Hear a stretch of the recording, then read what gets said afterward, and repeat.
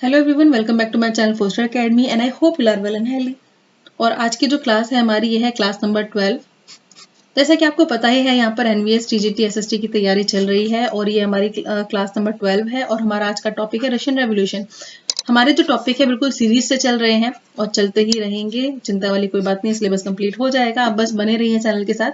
और अगर आपने प्रीवियस वीडियो अभी तक नहीं देखी है तो प्लेलिस्ट में जाकर उसको देख लीजिए, डिस्क्रिप्शन बॉक्स में उसको मेंशन कर दूंगी। तो रशियन रेवोल्यूशन आज का हमारी क्लास है, इसके बारे में थोड़ा सा पढ़ लेते हैं। तो रूस की क्रांति, जैसे कि हमने पढ़ा है, पहले भी क्रांति के बारे में, विद्रोहों के बारे में पढ़ा है। इस सीरीज में हमने अभी तक 1857 की क्रांति भी देखी है कि क्या हुआ था भारत में। इसके अलावा अगर यूरोपियन कंट्री की बात करें जो है फ्रांस, तो फ्रांस की भी क्रांति हमने देखी थी। फ्रेंच रेवोल्यूशन पढ़ा था अच्छे से, फ्रांस में क्या हुआ था, क्रांति के क्या कारण थे, उसका प्रभाव कहाँ कहाँ तक देखने को मिला। तो ऐसा ही एक देश है रूस। रूस में भी क्रांति हुई और ये क्रांति किस वजह से हुई? मोर और लेस सेम रीजन रहे हैं क्रांति के हर कंट्री में, हर जगह पर। वो क्या रहे हैं कि जो आम लोग हैं, आम जनता है, उनके ऊपर अत्याचार होता है। मतलब एक रूल चल रहा होता है राजा का, और वो रूल कैसा होता है? निरंकुश रूल हो जाता है। और जब रूल निरंकुश हो जाता है तो लोग कब तक सहेंगे? उस चीज को सहना वो बंद कर देते हैं और फिर फाइनली सड़कों पर उतर आते हैं और आंदोलन करना शुरू कर देते हैं। और फिर वो आंदोलन विद्रोह का रूप ले लेता है और फाइनली वो क्रांति में जाके तब्दील या फिर बदल जाता है।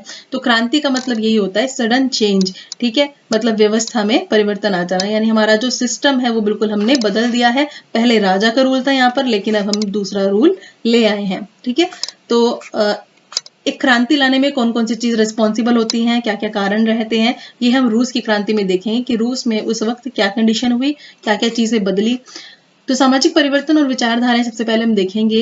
कोई भी चीज पढ़ने से पहले हम उसका समाज देखना जरूरी होता है कि समाज की क्या हालत थी, क्योंकि कोई भी घटना घटित होती है तो उसमें समाज का इंपॉर्टेंट रोल है।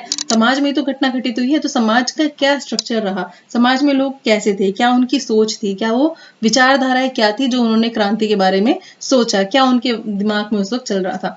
तो सामाजिक परिवर्तन की बात करें तो स्टार्टिंग में 1857 का रिवोल्ट इंडिया में देखा तो उससे अंग्रेजों पे कितना बड़ा फर्क पड़ा कि उनको अपनी पॉलिसीज चेंज करनी पड़ी बाद में। अगर हम फ्रांस की बात करें तो वहां पर राजा का रूल हटा दिया गया और उसके बाद फिर संविधान बनाने की बात हुई। इसके अलावा लोगों को राइट टू वोट मिला। तो ये सारी चीजें धीरे धीरे आई। इक्वालिटी की बात हुई, फ्रीडम की बात हुई। तो यही चीज अब क्योंकि वहां पर रिवोल्ट हुआ फ्रांस में, फ्रांस की क्रांति हुई, तो उस क्रांति का असर पूरे के पूरे यूरोप में भी देखने को मिला। यूरोप क्या, पूरे वर्ल्ड पे देखने को मिला, पर हम स्पेशली यूरोप के कंटेक्स्ट में देखेंगे कि यूरोप में भी इसका फर्क देखने को मिला। लोग अब अवेयर होने लगे थे, समझने लगे थे, समझदार होने लगे थे और जो विचारधाराएं थी वो फैलने लगी थी, लोगों तक विचार पहुंचने लगे थे। तो सबसे पहले हम बात करते हैं उदारवादी विचारधारा की। उदारवादी विचारधारा ऐसी थी जिसमें कि ये लोग क्या थे, ये धर्म के बारे में बात करते थे कि धर्म जो है उसमें सभी को बराबर का दर्जा मिलना चाहिए, बराबर का सम्मान मिलना चाहिए। क्योंकि उस वक्त कैसी स्ट्रक्चर था रूस में कि यहाँ पर एक धर्म को ज्यादा मान्यता दी जाती थी। ठीक है, स्पेशली अगर हम यूरोप की बात करें तो ब्रिटेन की अगर हम बात करें तो चर्च ऑफ इंग्लैंड सबसे ज्यादा इंपॉर्टेंट था। ठीक है, चर्च ऑफ इंग्लैंड का इंपॉर्टेंट रोल था। इसके अलावा हम ऑस्ट्रिया और स्पेन की बात करें तो यहाँ पर कैथोलिक चर्च को ज्यादा इंपॉर्टेंस दी जाती थी। तो हमने देखा कि यूरोप में अलग अलग जगह पर अलग अलग तरीके से एक ही धर्म को या फिर किसी एक ही स्ट्रक्चर को फॉलो किया जा रहा है धर्म के, और बाकियों के बारे में नहीं सोचा जा रहा है। तो यही चीजें चाहते थे उदारवादी कि इसमें परिवर्तन आए और इसमें चीजें चेंज हो। दूसरी बात थी वंश पे आधारित ये चीज नहीं चाहते थे। ये चाहते थे कि वंश पर आधारित जो रूल चलता आ रहा है राजा का, ये खत्म होना चाहिए और एक ऐसी निर्वाचित सरकार आनी चाहिए। क्या आनी चाहिए? एक निर्वाचित सरकार आनी चाहिए जिसमें एक प्रॉपर कानून बनाने के लिए न्यायपालिका भी हो। ठीक है, क्योंकि सबसे बड़ी दिक्कत तो कानून की थी ना कि निरंकुश एक राजा का रूल है। राजा के रूल के साथ प्रॉब्लम क्या है? ये तो प्रॉब्लम है कि राजा कुछ भी करे उस पर कोई अंकुश लगाने वाला नहीं है, उसको कोई कंट्रोल करने वाला नहीं। तो एक ऐसी सरकार होनी चाहिए जो कि राजा को भी देख सके, ठीक है, या फिर जो गवर्नमेंट है उसके ऊपर कंट्रोल रख सके, कानून बनाए और उसके हिसाब से सारे काम होते हैं। ऐसी सरकार चाहते थे। लेकिन उदारवादी क्या नहीं थे? उदारवादी लोकतंत्रवादी नहीं थे। जैसे कि इंडिया की स्ट्रक्चर की बात करें तो इंडिया में या फिर किसी लोकतांत्रिक कंट्री में क्या है, हमें राइट टू वोट मिला हुआ है, यानी मत देने का अधिकार है।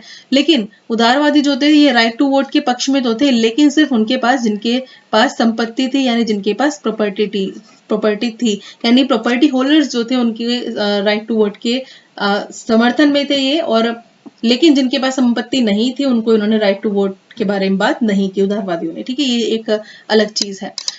दूसरे हम बात करते हैं रेडिकल विचारधारा। रेडिकल विचारधारा वाले लोग इनसे बिल्कुल अगेंस्ट थे, किसके बिल्कुल विपरीत थे, उदारवादियों के। और ये क्या चाहते थे, एक ऐसी सरकार चाहते थे जो किस चीज के हिसाब से बने, जो प्रॉपर हमारा जो देश है उसमें जो बहुमत है, ठीक है, आबादी का जो बहुमत है उसके हिसाब से क्या बने, सरकार बने। इसके अलावा ये महिलाओं के मताधिकार के बारे में भी बात करते थे, यानी इन्होंने कहा कि महिलाओं को भी राइट टू वोट देना चाहिए। देखिए यहाँ पर उदारवादी क्या चाहते थे कि जो प्रॉपर्टी होल्डर्स हैं, यानी जो बड़े बड़े जमींदार हैं, उन्हीं को राइट टू वोट मिलना चाहिए। लेकिन जो रेडिकल्स थे इन्होंने इस चीज के ही अगेंस्ट थे कि जो बड़े बड़े उद्योगपति हैं तो ऑलरेडी उनके पास सब कुछ है, तो राइट टू वोट तो सबको मिलना चाहिए, सिर्फ उन्हीं को ही क्यों मिले। तो इसके अलावा इनके विशेषाधिकारों के भी अगेंस्ट जमींदारों के चाहते थे कि जो उनको कुछ विशेष राइट्स मिले हुए हैं वो उनको नहीं मिलने चाहिए। ये निजी संपत्ति के बारे में बात भी करते थे, लेकिन रेडिकल्स ने कहा कि निजी संपत्ति नहीं होनी चाहिए। क्या, निजी संपत्ति नहीं होनी चाहिए। संपत्ति जो थे, मतलब इन्होंने एक तरीके से विरोध नहीं किया निजी संपत्ति का, लेकिन ये बोला कि जो संपत्ति है ये किसी एक हाथों में नहीं होनी चाहिए। मतलब ऐसा नहीं है कि कुछ एक वर्ग है जिसके पास ही सारी प्रॉपर्टी है और बाकी वर्ग है उनके पास प्रॉपर्टी कम है, तो एक तरीके से कह सकते हैं कि संपत्ति के संकेंद्रण का विरोध किया, यानी सेंट्रलाइजेशन ऑफ प्रॉपर्टी की इन्होंने बात की कि उसको हटा देना चाहिए, ये चीज नहीं होनी चाहिए।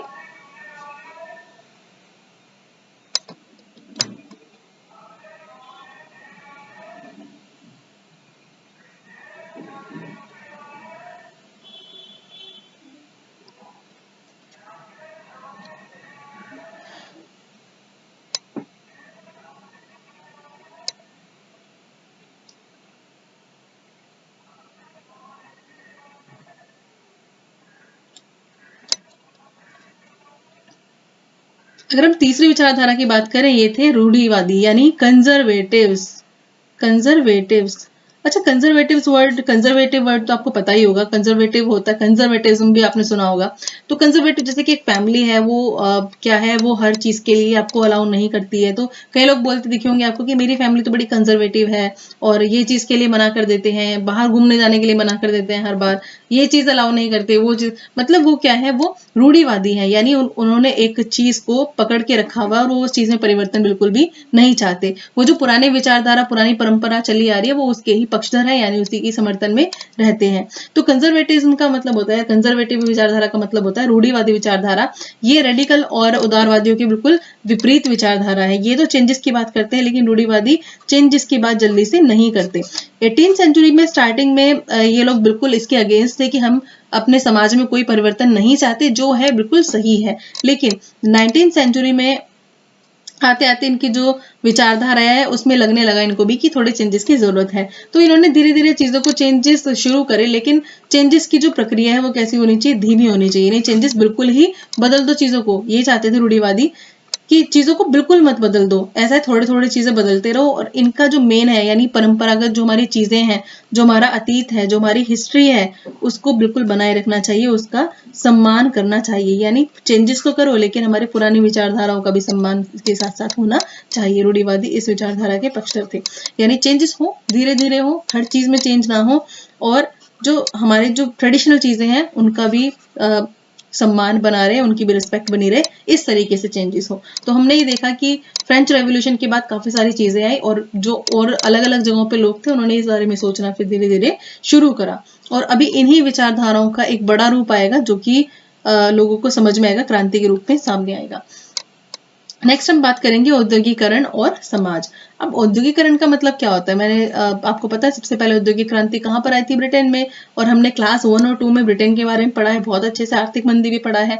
तो औद्योगिकरण की बात आती है तो उसका मतलब क्या होता है, उद्योगों से, यानी जो उद्योग हैं अब बड़े लेवल पे होने लगे हैं, कारखाने खुलने लगे हैं। और ये जो टाइम था, जिस टाइम की हम बात कर रहे हैं रशियन रेवोल्यूशन की, उस टाइम तक तो काफी ज्यादा विकास हो चुका था यूरोप में, औद्योगिकरण बहुत अच्छे से यहाँ पर आ चुका था, यानी कारखाने, कंपनीज ये सब खुलने लगे थे।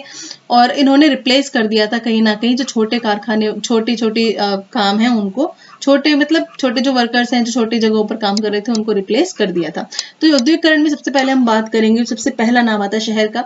इसका सबसे पहला रिजल्ट क्या है? शहर। शहरों में ही होता है औद्योगिकरण। यहाँ पर बड़ी बड़ी कारखाने लगाए जाते हैं, फिर यहाँ पर लोगों का आना जाना शुरू होता है, क्योंकि जहाँ पे लोगों को काम मिलेगा वहीं वो जाना पसंद करेंगे। गाँव में सूखा पड़ गया है, फसल नहीं हो रही है, या फिर अब सीजन नहीं है, अब इस वक्त फसल नहीं है, तो लोग क्या करते थे? लोग शहरों की तरफ चले जाते थे वहां पे काम की तलाश में। ठीक है, तो यही देखने को मिला। और अब धीरे धीरे धीरे धीरे क्या चीज बढ़ने लगी? लोग इतने ज्यादा शहरों की तरफ जाने लगे कि शहरों में रहने की जगह की प्रॉब्लम होने लगी। ठीक है, और वहां की जो कंडीशन है वो काफी खराब होने लगी।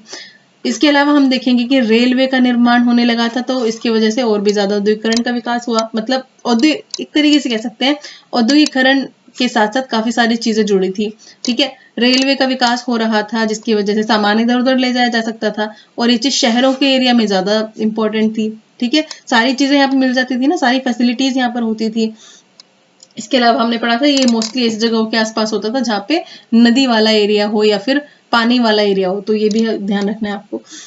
इसके अलावा अब शहरीकरण हुआ, औद्योगिकरण की वजह से शहरीकरण में काफी इजाफा हुआ, यानी काफी ज्यादा लोग आने लगे, यहाँ पर रहने लगे। तो जब ज्यादा वर्कर्स आएंगे तो क्या होगा? मतलब एक चाहिए हमें आदमी काम करने के लिए, और हमारे पास ऑलरेडी 10 लोग हैं या फिर 20-25 लोग हैं, तो हम क्या करेंगे? कंपनी वालों की या फिर कारखाने वाली कंडीशंस बढ़ जाएंगी। वो सोचेंगे कि कम से कम तो उनको पैसा दिया जाए और काम हो ज्यादा से ज्यादा, यानी ज्यादा से ज्यादा उनसे काम करवाया जाए और पैसा कम से कम दिया जाए। तो इस वजह से वर्कर्स से उनकी हालत काफी खराब थी, कंडीशंस उनकी खराब थी। इसके अलावा उनको जो रहने के लिए जगह होती थी उनकी, वो भी काफी गंदगी वाली होती थी, काफी अच्छी नहीं होती थी जगह। हाइजीन का बिल्कुल भी वहां पे ख्याल नहीं होता था, क्योंकि उनको तो कमाने के लिए आए हैं बेचारे अपना घर छोड़कर, तो जैसी जगह उनको मिलेगी वो तो वहां पर ही रह लेंगे। तो ये सब चीजें हो रही थी, आवास से रिलेटेड प्रॉब्लम उनको हो रही थी। यहाँ पर अब बात आती है उदारवादी और रेडिकल्स के बारे में। उदारवादी और रेडिकल ग्रुप के बारे में। ये जो ग्रुप थे काफी ज्यादा पैसा कमाने वाले ग्रुप थे। ठीक है, इनके पास अपनी काफी प्रॉपर्टी भी थी, और ये कह सकते हैं कि इनके पास ये उद्योगपति भी थे, काफी उद्योग इन्होंने लगा रखे थे। ठीक है, काफी इन्होंने पैसा कमाया, काफी प्रोस्पेरिटी इनके पास आ गई थी, धन दौलत इनके पास बहुत ज्यादा हो गया था। लेकिन उन्हें लगता था कि अगर इनको लगता था इन इन सोच वालों को लगता था, इन विचारधाराओं वालों को लगता था कि अगर मजदूर जो है उनकी कंडीशन सही है, वो हेल्दी है, काम ठीक से कर पा रहे हैं, तो इन और पढ़े लिखे भी हैं, तो इनसे पूरा पूरा फायदा लिया जा सकता है। ठीक है, हमारे जो उद्योग है और ज्यादा डेवलप होंगे। तो लेकिन ये लोग किस चीज के अगेंस्ट थे? जो जन्मजात अधिकार मिले हुए थे ना कुछ लोगों को, ये उसके अगेंस्ट थे। कहते थे कि जन्मजात अधिकारों के हम बिल्कुल विरोधी हैं, कि हम क्योंकि हम इस पर्टिकुलर धर्म में पैदा हुए हैं तो फिर हमें राइट ज्यादा मिले, या फिर हम अमीर हैं तो हमारे पास ज्यादा राइट हो। तो ये किस चीज की बात करते थे? ये व्यक्तिगत अधिकारों की बात करते थे कि हर इंसान के पास अपने कुछ राइट होने चाहिए, कि एक इंसान होने के नाते उसके पास कुछ राइट होने चाहिए। इसके अलावा इन्होंने पूंजी के लिए बात किया, नहीं हमारे पास प्रॉपर्टी रखने का भी पूरा राइट हमें होना चाहिए, क्योंकि जितनी ज्यादा हमारे पास पूंजी होगी उतना ही हम उद्योग डेवलप कर पाएंगे। उद्योग डेवलप करेंगे तो लोग हमारे पास आएंगे, लोगों की लाइफ अच्छी बनेगी, मजदूरी अच्छी दे सकेंगे। तो ये इस चीज के बारे में बात करते थे।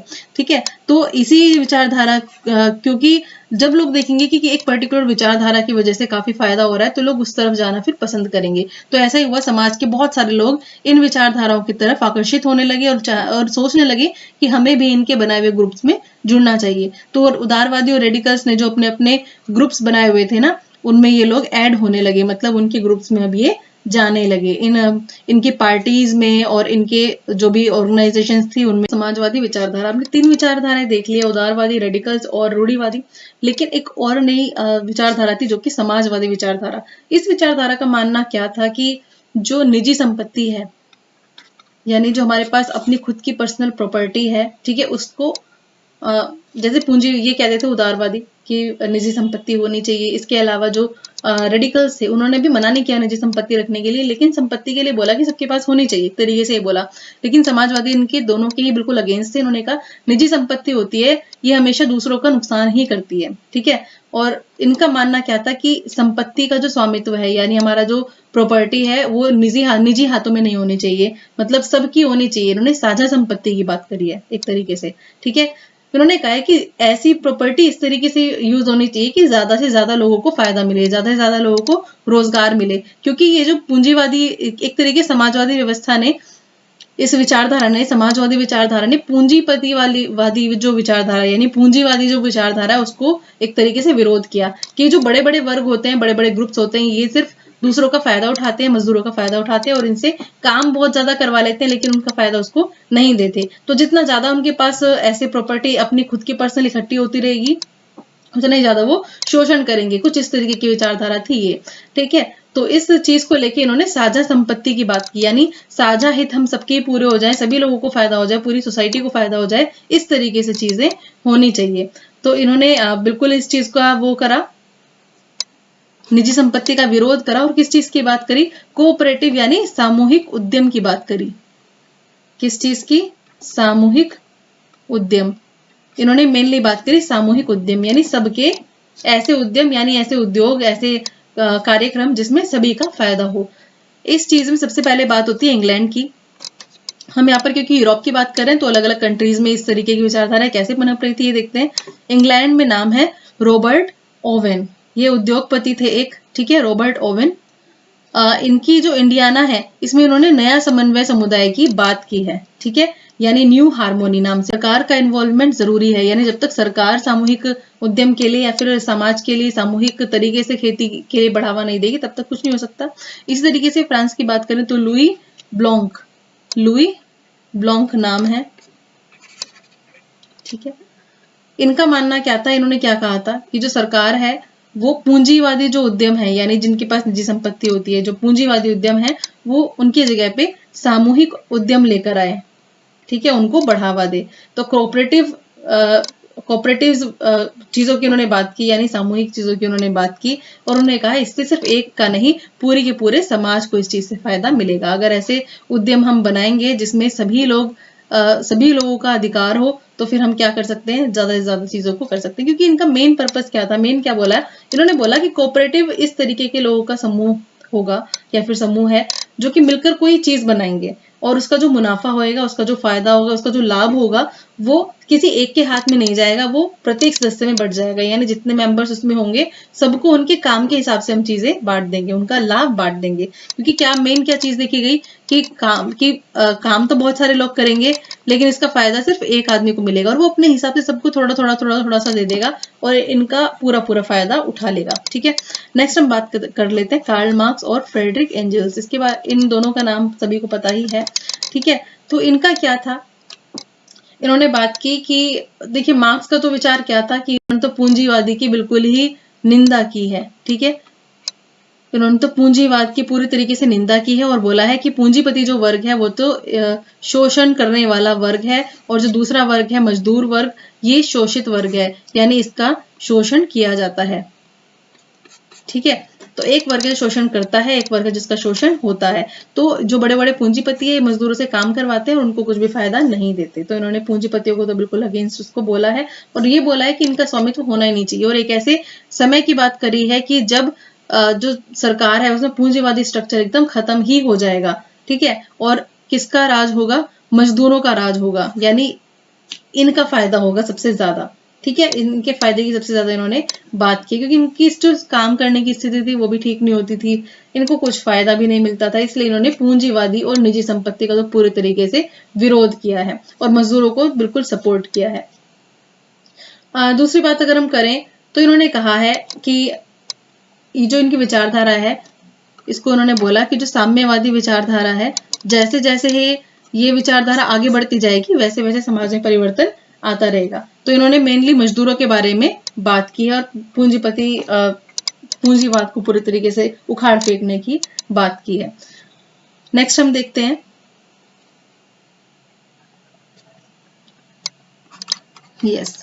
अब हम देखते हैं, जैसे हमने समाजवादी विचारधारा की बात की है, तो इसके समर्थन करने के लिए, यानी इस विचारधारा का समर्थन करने के लिए किस किस तरीके से लोग आगे आए, ठीक है। तो जैसे कि समाजवादी विचारधारा पूरे यूरोप में फैल ही रही थी, तो इसका सपोर्ट करने के लिए बहुत सारे चीजें होने लगी, बहुत सारे ग्रुप्स बनने लगे। ऐसे ही एक ग्रुप का नाम है द्वितीय इंटरनेशनल, ठीक है। द्वितीय इंटरनेशनल ये एक अंतरराष्ट्रीय संस्था थी जिसने क्या किया, जिसने इस बारे में यानी समाजवादियों की जो विचारधारा है उसको आगे बढ़ाने की बात की। इसके अलावा इंग्लैंड में भी चीजें बदल रही थी, जर्मनी में भी चीजें काफी बदल रही थी। यहाँ पे भी मजदूरों के बारे में बात होने लगी थी कि इनकी जो काम की जो कंडीशंस है वो बहुत खराब है, इनके लिए संगठन बनने चाहिए, ठीक है, ताकि इनकी हेल्प कर सके। उस टाइम में जब इनके पास काम ना हो उस वक्त में इनकी हेल्प की जा सके, इनकी पैसे से हेल्प की जा सके, इनके लिए कोई एक फंड टाइप कुछ होना चाहिए जिसमें इनकी हम खराब समय में इनकी हेल्प कर सके।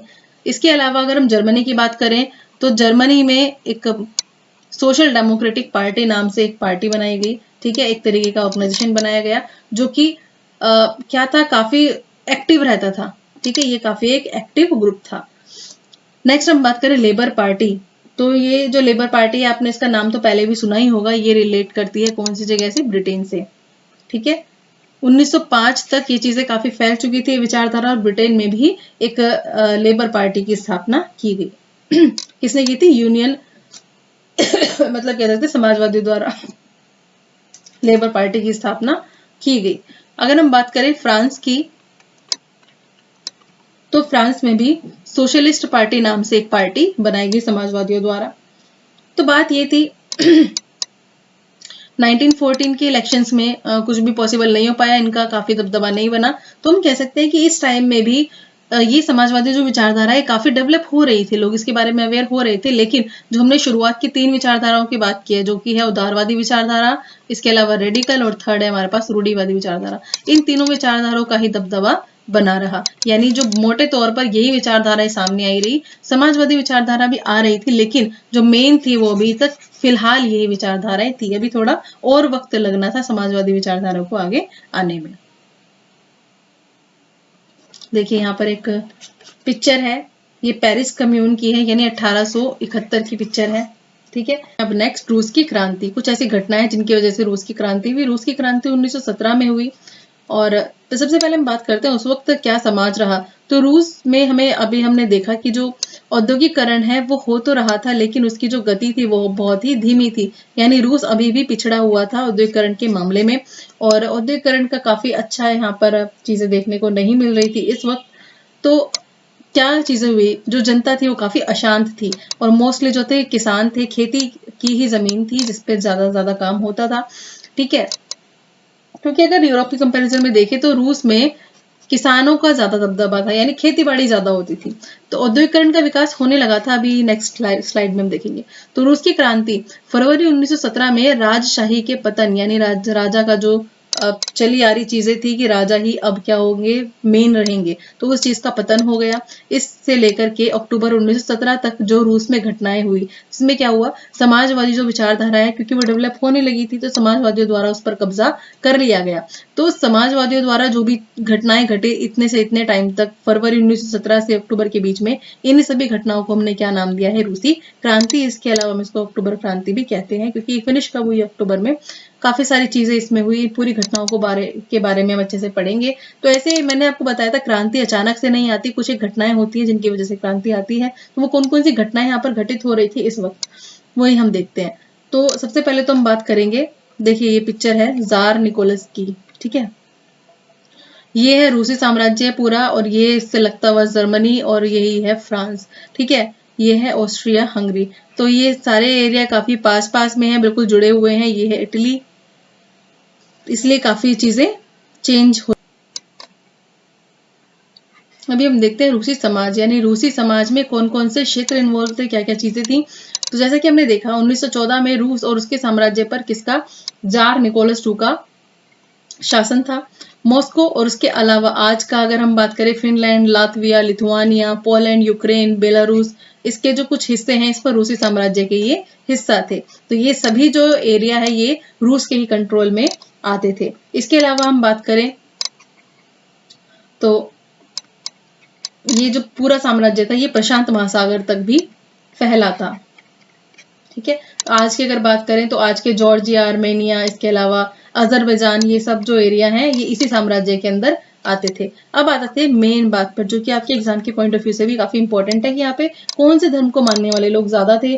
क्योंकि काफी डिस्पैरिटी हमने देखी है, काफी डाइवर्सिटी देखी है कि अलग अलग क्षेत्र हैं। तो अलग अलग क्षेत्र हैं तो अलग अलग तरीके के लोग भी होंगे, तो क्या उनका चीजें रही। तो अगर धार्मिक तौर पे हम बात करें तो एक नाम याद कर लीजिए, ये है ग्रीक ऑर्थोडॉक्स चर्च। ठीक है, ग्रीक ऑर्थोडॉक्स चर्च, इसी की एक ब्रांच थी, इसी की एक शाखा थी जो कि रूस में काफी फेमस थी, वो थी रूसी ऑर्थोडॉक्स क्रिश्चियनिटी। ठीक है, इसके जो मानने वाले लोग हैं, इसको मानने वाले लोग क्या थे, बहुमत में थे, यानी इसको मानने वाले लोग ज्यादा थे। लेकिन अगर पूरे साम्राज्य की बात करें तो यहाँ पर और भी चीजों को मानने वाले लोग थे, और भी धर्मों को मानने वाले लोग थे, जैसे कि इसके अलावा कैथोलिक चर्च में, इसके अलावा प्रोटेस्टेंट में, इस्लाम धर्म को मानने वाले और बौद्ध धर्म को मानने वाले लोग भी यहाँ पर शामिल थे। इसलिए हमने जब उदारवादी पढ़ा था तो उसमें बात की थी कि उदारवादी विचारधारा के लोग क्या कहते थे कि किसी एक धर्म की मान्यता ना होकर सभी धर्मों को प्रॉपर सम्मान मिलना चाहिए, जो जैसा कि वो डिजर्व करते हैं। तो ये चीज हमने स्ट्रक्चर देख लिया है। अब हम बात करेंगे अर्थव्यवस्था के बारे में। तो रूसी समाज जो है उसकी जो अर्थव्यवस्था है वो उस वक्त कैसी थी, क्योंकि आर्थिक स्थिति नहीं अच्छी होगी तभी तो लोग गुस्सा होंगे, और गुस्सा होंगे तभी वो विद्रोह करेंगे, आंदोलन करेंगे, और वो जो रूप है फाइनली क्रांति के रूप में बदल जाएगा। तो रूसी समाज की अर्थव्यवस्था देखते हैं। जैसा कि हमने देखा यूरोप में ज्यादातर जो कंट्रीज हैं अब वहां पर औद्योगिकरण स्टार्ट हो गया था। रूस में जो औद्योगिकरण है वो काफी पिछड़ा चल रहा था। वहां पर फॉरेन इन्वेस्टर्स यानी विदेशी निवेश भी हो रहा था। इसके अलावा यहाँ पे जो ज्यादातर एरिया है वो कृषि की डिपेंडेंसी पर था। ठीक है, ठीक है, मतलब यहाँ पर खेती ज्यादा की जाती थी। तो 20वीं सदी की शुरुआत में रूस के लगभग 85% जो जनता है वो खेती पर ही निर्भर थी। कारखाने उद्योगपतियों की निजी संपत्ति थी, यानी ऐसा नहीं था कि सरकार सपोर्ट कर रही है, मतलब बड़े बड़े उद्योगपति है वो कोई भी अपना कारखाना लगा लेते थे, और वहां पे काम की कंडीशन वो अपने हिसाब से डिसाइड करते थे, कोई भी उसको देखने वाला नहीं होता था। अगर उसके ऊपर काम की स्थिति को जांचने के लिए कोई फैक्ट्री इंस्पेक्टर वगैरह भी होता था, तभी भी वो नियमों को ठीक तरीके से देख नहीं पाता था। ठीक है, तो यहाँ पर हम बात करेंगे, इस बीच में हम बात करूंगी मॉस्को की। ठीक है, मॉस्को की। तो मॉस्को जो है वहां पे मॉस्को का आसपास का जो एरिया है वो औद्योगिक विकास के तौर पर काफी ठीक चल रहा था, मतलब यहाँ पर औद्योगिकरण ठीक चल रहा था, इसलिए यहाँ पर जो कारीगर थे वो भी काम कर रहे थे। लेकिन जो ज्यादातर शॉप्स थे वो बिल्कुल, जो ज्यादातर कारखाने थे वो निजी निजी मालिकों के ही थे। तो काम की तलाश में लोग यहाँ पर आते थे। इसके अलावा रेलवे का जो नेटवर्क है उसकी वजह से भी काफी चीजें डेवलप हो रही थी। और उसी समय की बात है, यहाँ पर 1890 के दशक तक आते आते यहाँ पे रेल नेटवर्क काफी बढ़ने लगा, और जिसकी वजह से क्या है, कोयला उत्पादन 1900 तक आते आते यहाँ पे कोयला उत्पादन, इसके अलावा स्टील उत्पादन में भी 4 गुना की वृद्धि देखी गई। तो कंडीशन सब धीरे धीरे चेंज होने लगी थी। ठीक है, और जो मजदूर और कारखाने की संख्या है वो लगभग इक्वल हो गई थी। हाँ, हम बात कर रहे थे कारखाने उद्योगपतियों की निजी संपत्ति थे, और काम की दशाएं डिसाइड करने वाली तो कोई बात ही नहीं है, कोई देख ही नहीं सकता। कितना भी काम करवा मजदूरों से, कितने पैसे दो, कौन किसी से क्या कह देगा। यहाँ के जो किसान है समय समय पर सारी जमीन अपने कम्यून के नाम कर दिया करते थे। निजी संपत्ति की बात हो रही है तो यहाँ पर अगर हम औरतों की बात करें तो 31% यहाँ पर औरतें काम करती थी, औरतें और बच्चे। और यहाँ पर भेदभाव देखने को मिलता था मजदूरों के हिसाब से भी, यानी मजदूरों में भी भेदभाव होता था। जो धातु कर्मी थे यानी धातु का काम करने वाले, वो अपने आप को ज्यादा बड़े साहब समझते थे, मतलब अपने आप को काफी ऊंचे ओहदे पर समझते थे, और वो दूसरे मजदूरों के साथ अलग तरीके का व्यवहार करते थे। इसके अलावा काम के घंटे डिसाइड नहीं थे, 10 घंटे काम हो रहा है, 12 घंटे काम हो रहा है। मजदूरों में भी लेडीज और जेंट्स के साथ उनकी जो सैलरी है उसको लेकर डिफरेंसेस थे। जो महिलाओं को भी सैलरी थी उतना ही काम के साथ सैलरी कम दी जाती थी। जो पुरुष थे, जो जेंट्स थे, मेल वर्कर्स थे, उनको सैलरी ज्यादा दी जाती थी। तो इन सब कंडीशंस को देखकर मजदूर पूरी तरीके से बटे हुए थे। तो उनके पहनावे में भी काफी डिफरेंस था, काफी चीजें थी। तो इन चीजों को लेकर ऑर्गेनाइजेशन भी बनने लगी, मतलब मजदूरों ने अपने खुद के संगठन भी बनाने शुरू कर दिए। और वो ज्यादातर क्या होता था, जब भी मजदूरों को नौकरी से निकाला जाता था तो वो हड़ताल ऑर्गेनाइज करते थे, और ये जो संगठन है ये हड़ताल में उनकी हेल्प करते थे। और इसके अलावा मजदूरों में भी काफी हद तक कुछ एकता देखने को मिली, लेकिन बड़े लोगों द्वारा क्या उनमें डिफरेंस किया जाता था। इसके अलावा हम बात करें किसानों के बारे में, तो क्योंकि पता है यहाँ पर कितने ज्यादा जो रेशो है वो खेती का है, इसलिए साझा खेती की बात की गई थी। जब हमने विचारधाराओं के बारे में पढ़ा था कि साझा खेती की बात की गई है कि सरकार को साझा खेती के बारे में कुछ सोचना चाहिए, क्योंकि जो जिनके पास अपनी खुद की संपत्ति थी और उस पर वो खेती करवाते थे, तो वो अपने हिसाब से काम करते थे। अगर यूरोप में या फ्रांस वगैरह की कंडीशन देखें, क्या हो रहा है आज, और एडिट करने में बहुत टाइम लगेगा।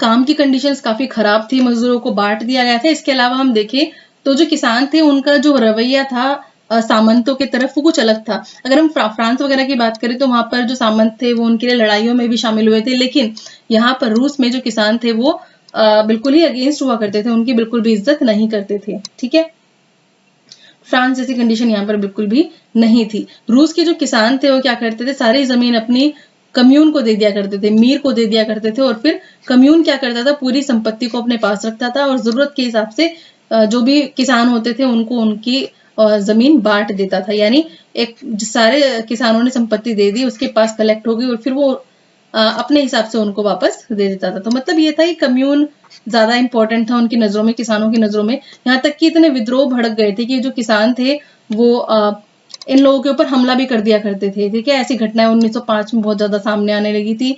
1902 से ये घटनाएं शुरू हुई दक्षिणी रूस में, और फिर 1905 तक तो ये घटनाएं बढ़ने लगी थी। ये लोग इनके ऊपर क्या करने लगे थे, हमला तक करने लगे थे।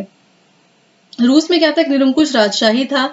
1904 में जरूरी चीजों की कीमतें तेजी से बढ़ने लगी, तो मजदूर संगठन भी बनने लगे और मजदूरों की स्थिति में सुधार की मांग भी करने लगी। तो ये चीज हम देखेंगे आगे आने वाले स्लाइड्स में कि किस तरीके से चीजें बदली। नेक्स्ट हम देखेंगे रूस में समाजवाद। जैसे कि ये सब चीजें चल ही रही थी, तो समाजवादी जो विचारधारा है काफी अब आगे आने लगी, और जो समाजवादी उन्होंने पहचानना शुरू किया कि लोगों में समाजवादी भावना देखने को मिल रही है। जैसे कि 1914 से पहले रूस में सभी राजनीतिक पार्टियां कैसी थी, गैर कानूनी थी, यानी उनको इलीगल घोषित किया हुआ था। मार्क्स के विचारों को मानने वाले समाजवादियों ने 1898 में Russian social democratic workers party का गठन किया। ठीक है, यानी रूसी सामाजिक लोकतांत्रिक श्रमिक पार्टी। ठीक है, और इनको सरकारी आतंक था, मतलब सरकार ने मना कर दिया था, इसलिए इनको गैर कानूनी संगठन के रूप में एक तरीके से काम करना पड़ता था। इस पार्टी ने एक अपना खुद का अखबार भी निकाला और मजदूरों को क्या किया, इस चीज को लेकर संगठित भी किया, और हड़ताल वगैरह करने के लिए भी क्या किया, कार्यक्रम अपने आयोजित किए। 19वीं सदी के आखिर में रूस के ग्रामीण इलाकों में समाजवादी काफी सक्रिय थे। यानी हमने भी बात की थी, जो किसान थे वो समाजवादी एक्टिविटी करते थे, जैसे जिस तरीके से कम्यूनों को अपनी जमीन दे देते थे और उसके बाद वो जमीन का क्या करते थे, बंटवारा कर देते थे अपने हिसाब से। तो ये बताता है एक तरीके से कि उनकी जो विचारधारा है कैसी थी, समाजवादी विचारधारा थी। ठीक है, साझा संपत्ति वाली। तो 1900 में उन्होंने सोशलिस्ट रेवोल्यूशनरी पार्टी बनाई, यानी समाजवादी क्रांतिकारी पार्टी का गठन किया गया, और इस पार्टी ने किसानों के अधिकारों की डिमांड की। किसके, किसानों के अधिकारों की डिमांड की। इन्होंने सोचा कि जो क्रांति है, ये जो संघर्ष है हमारा, ये मजदूर संघर्ष ना होके, क्योंकि किसानों का इन्वॉल्वमेंट ज्यादा दिख रहा है, तो इसको हम किसानों का संघर्ष भी कह सकते हैं। किसानों की जो क्रांति है उसको हम एक तरीके से हवा दे सकते हैं, मतलब एक बड़ी शक्ति के रूप में हम किसानों का प्रयोग कर सकते हैं इस चीज में, क्योंकि किसान जो है पूरी तरीके से समाजवादी एक्टिविटी करते हुए नजर आ रहे थे। तो किसानों की जो है उनके राइट्स की मांग करी गई, संगठन बनाए गए। ठीक है, और बोला गया कि जो किसान है उनकी जो जमीन है सामंतों से ले लेनी चाहिए वापस। अगर हम बात करें किसानों की, तो क्योंकि किसानों में ये एक्टिविटी देखने को मिल रही थी, तो एक सोशल डेमोक्रेट्स खेमा, यानी समाजवादी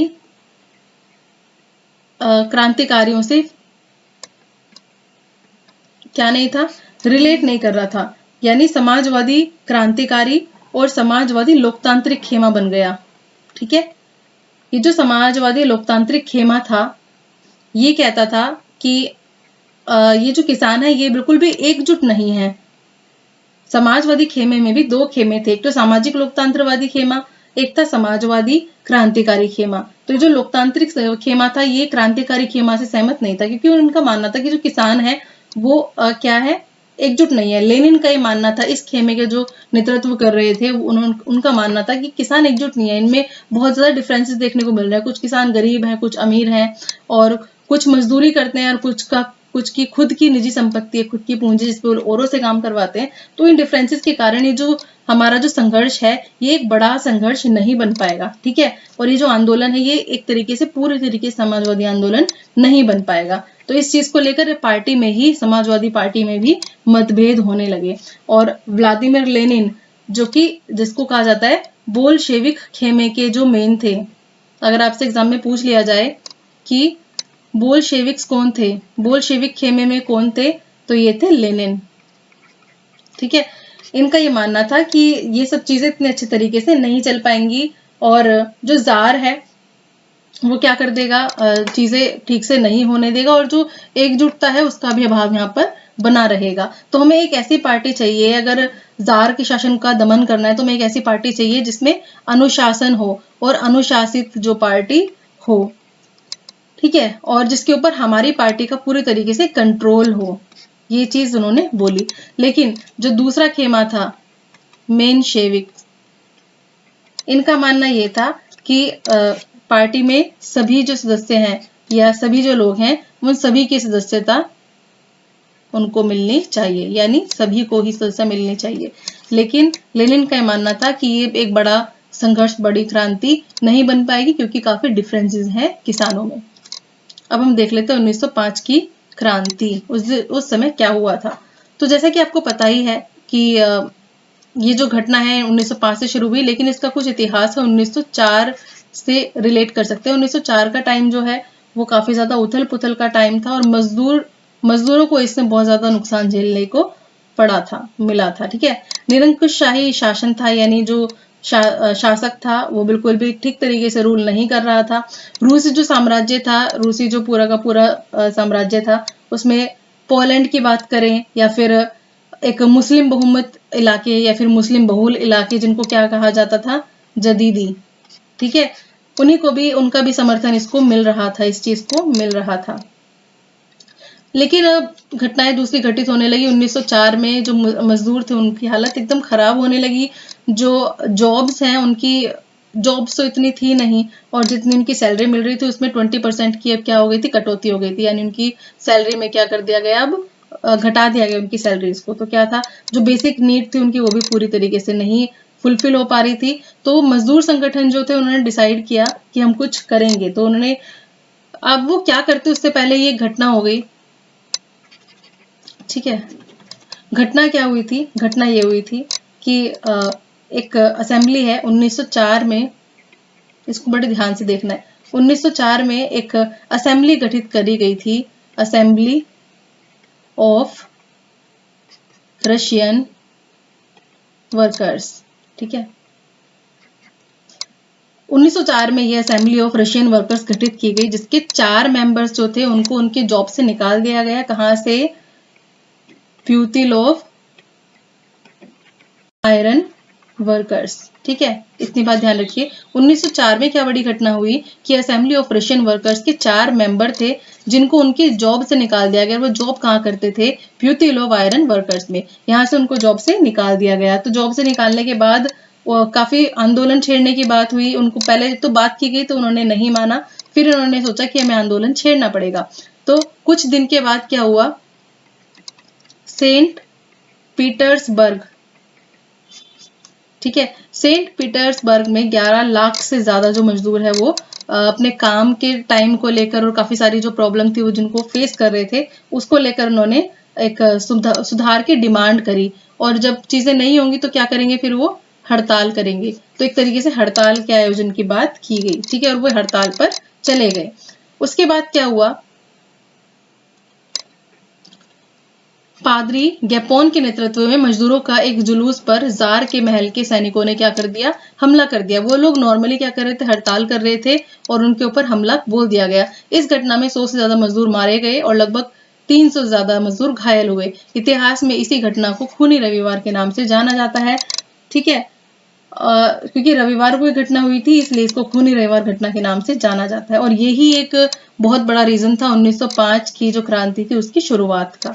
तो लोग हड़ताल पे जाने लगे और क्योंकि लोगों के पास राइट्स की कमी थी, उनके पास फ्रीडम की कमी थी, तो काफी सारी चीजें अलग होने लगी। और जो वकील, डॉक्टर, इंजीनियर है, ये सब लोग क्या करने लगे, उन्होंने अपना काम छोड़ दिया। एक तरीके से जो मिडिल क्लास थी उसने प्रोटेस्ट में पूरी तरीके से पार्टिसिपेट करना शुरू कर दिया। और किस चीज की डिमांड करी, उन्होंने कहा क्योंकि कोई कानून नहीं है, यहाँ पर कुछ भी नहीं है, तो एक संविधान होना चाहिए जिसके अंदर कुछ कानून हो और हमारे जो डिमांड्स हैं, हमारी जो यूनियन है उसको भी कुछ राइट्स मिले। और ये सब चीजों की उन्होंने डिमांड करी। क्योंकि संविधान क्या होता है, संविधान जैसे कि आपको पता ही, संविधान एक बुक होती है, एक रूल बुक होती है जिसमें वो किसी भी पर्टिकुलर कंट्री को किस तरीके से चलाना है उसमें उस बारे में मेंशन सब कुछ चीजें होती है। ठीक है, तो आगे क्या हुआ, 1905 की क्रांति को देखते हुए जिस तरीके से लोग भड़के हुए थे, जो जार था वो एकदम से थोड़ा सा घबरा गया और उसने क्या किया, उसने कहा कि ठीक है, उसने संसद के गठन पे अपनी जो सहमति वो दे दी, एग्रीमेंट एग्री कर गया उस चीज के साथ कि उसने बोला कि ठीक है, एक ड्यूमा बनाई जाएगी। ठीक है, यानी एक संसद का निर्माण किया जाएगा। और उसने क्या किया, कुछ टाइम के लिए जो जितने भी ट्रेड यूनियंस है, जितने भी कमेटियां हैं, उनके बारे में मतलब उनको क्या घोषित कर दिया, उनको तो इलीगल घोषित कर ही दिया था क्योंकि वो अपने राइट्स के बारे में बात कर रहे थे। उनको पूरे तरीके से गैर कानून घोषित कर दिया गया और बोला गया कि जो पॉलिटिकल एक्टिविटीज है, राजनीतिक जो घटनाएं हैं, उनके ऊपर बिल्कुल ही उसने प्रतिबंध लगा दिया, यानी उनको पाबंदी पे ला दिया, यानी उनके ऊपर पाबंदी लगा दी गई। अब जो जार है उसने पहली जो ड्यूमा है, फर्स्ट ड्यूमा है, वो 75 दिन के अंदर ही क्या कर दी, बर्खास्त कर दी। ठीक है, उसके बाद दूसरी बार निर्वाचित हुई तो दूसरी जो ड्यूमा है वो 3 महीने में हटा दी गई। और क्योंकि ये सब डिमांड कर रहे थे ना कि जो सत्ता है वो उसके ऊपर कुछ कंट्रोल होना चाहिए, सब लोग बोल रहे थे, तो ये सब चीजें जार चाहता नहीं था। जार चाहता था कि उसका जो रूल है वो अपने हिसाब से चलाए। तो उसने जो थर्ड ड्यूमा है, तीसरी जो ड्यूमा है, उसमें ज्यादातर लोग ही चेंज कर दिए ड्यूमा में और बोला, उसने थर्ड ड्यूमा में रूढ़िवादी जो नेता थे उनको ले आया। तो थर्ड ड्यूमा में क्योंकि रूढ़िवादी नेताओं की संख्या बढ़ा दी गई, तो अब क्या था, अब कोई चीज होने वाली ही नहीं थी। और यहाँ पर उदारवादियों को और जो रेडिकल्स थे यानी क्रांतिकारी जो थे उनको ड्यूमा से बाहर कर दिया गया। तो उसकी प्रॉब्लम तो उसने सॉर्ट आउट कर ही दी। वो चाहता था कि वो अपने हिसाब से रूल करे, तो पहले वाली बर्खास्त कर दी गई, दूसरी भी और तीसरी ड्यूमा में उसने लोगों को ही चेंज कर दिया, रूढ़िवादी नेताओं को भर दिया। अब हम यहाँ पर देखेंगे फर्स्ट वर्ल्ड वॉर का रूसी साम्राज्य के साथ क्या कनेक्शन है, क्या क्या चीजें चेंज हुई इसकी वजह से। तो फर्स्ट वर्ल्ड वॉर आपको पता ही 1914 में स्टार्ट हुआ था और 1918 तक चला था। इसमें 2 खेमे थे, केंद्रीय शक्तियों में जर्मनी, ऑस्ट्रिया, तुर्की थी और दूसरे राष्ट्र में यानी मित्र राष्ट्र में फ्रांस, ब्रिटेन और रूस था। तो आपको पता चल रहा है जर्मनी, ऑस्ट्रिया, तुर्की से रूस किस तरीके से लड़ रहा था। तो इस बीच लड़ाई शुरू हुई जिसका असर पूरे के पूरे विश्व पर देखने को पड़ा। इन सभी देशों के साथ विशाल वैश्विक साम्राज्य थे जिसमें यूरोप के साथ यह युद्ध यूरोप के बाहर भी फैल गया और इसी को पहला विश्व युद्ध कहा गया। अब इस विश्व युद्ध में क्या होना था, जो जर्मन जो विचारधाराएं थी वो काफी वो खराब तरीके से सामने आने लगी। यानी आपको पता है जर्मनी जो जार की वाइफ थी जिसका नाम क्या था, जारीना, ये जर्मन मूल की थी, तो इसलिए इसके प्रति भी लोगों का घृणा भाव सामने आने लगा। इसके अलावा जो सेंट पीटर्सबर्ग है, ये कैसा था, एक जर्मन नेम था। इसके लिए लोग इतने घृणित हो गए कि इसका नाम बदलकर क्या कर दिया गया, पेट्रोग्राद। ठीक है, क्यों कर दिया गया, क्योंकि जर्मनी के साथ वॉर में लोग इन्वॉल्व थे, लोग बहुत ज्यादा मात्रा में मतलब काफी ज्यादा संख्या में सैनिकों की भर्ती हो रही थी और युद्ध में बहुत लोग मारे जा रहे थे। अगर हम पूर्वी मोर्चे की बात करें तो पूर्वी मोर्चे, पश्चिम मोर्चे में बहुत लड़ाइयां देखने को मिली और पूरे की पूरी फसल बर्बाद हो गई। 1914 से 1916 के बीच में तो जर्मनी और ऑस्ट्रिया के बीच जो हालत हुई थी वो बहुत ज्यादा प्रॉब्लम हुई। और क्योंकि जर्मनी और ऑस्ट्रिया में रूसी सेनाओं को हरा दिया था तो उस वजह से प्रॉब्लम काफी ज्यादा देखने को मिली।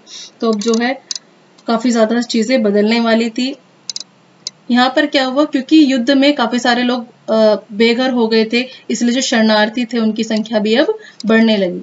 तो एक तरीके से कह सकते हैं युद्ध की वजह से काफी विनाश देखने को मिला, और जो जार है वो और भी ज्यादा अलोकप्रिय हो गया। अब क्या था, अब जो सैनिक थे वो बिल्कुल भी युद्ध लड़ना नहीं चाहते थे, वो किसी के भी अगेंस्ट जाना नहीं चाहते थे। दूसरी बात करें उद्योगों की, तो उद्योगों पर भी वैसे तो रशिया में उद्योग थे ही बहुत कम, और जो बचे कुछ उद्योग थे वो वर्ल्ड वॉर के टाइम में और ज्यादा उनकी हालत खराब हो गई, क्योंकि जो बाल्टिक क्षेत्र थे, बाल्टिक जो समुद्र था उस पर किसका, जर्मनी का कंट्रोल हो गया था। तो जर्मनी तो बिल्कुल अपना रास्ता रोक ही लेगी ना, मतलब वहां पे रशिया को सामान क्यों जाने देगी।